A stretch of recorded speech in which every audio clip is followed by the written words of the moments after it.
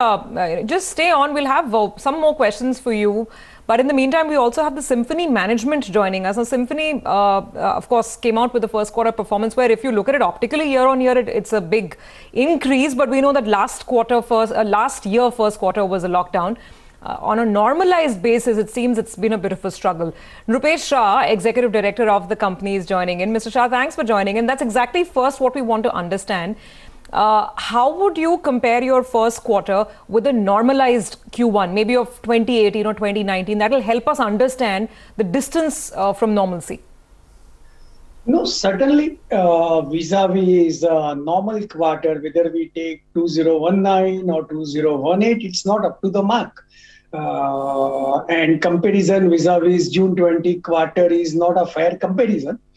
Having said that, unfortunately, second wave stuck in April and May. And until middle of April, the demand and buoyancy was so much. Our complete focus was how to maximize the production, And the challenge was for each of the model, whatever can be produced maximum. That was the mandate given to operation team starting February end. And putting up the proof is actually in the numbers of March 21 quarter, in which we registered on a console basis highest ever top line, highest ever profitability. Okay. However, on account of restrictions, it has impacted severely.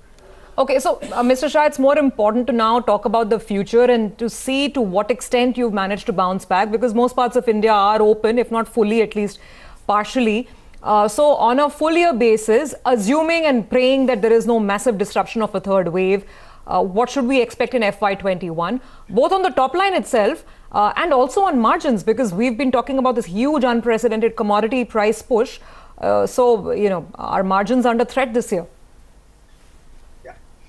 So assuming there is no disruption, then FY22 should be far better than FY21, despite there is year-end and summer inventory with the trade.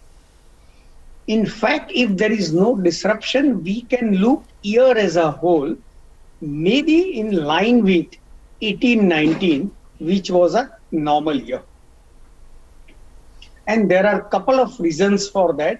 On account of many initiatives, including massive dealer distribution network expansion, especially in the rural and semi-urban market, host of new product launch, whereby there is a generation gap between Symphony products and peer products.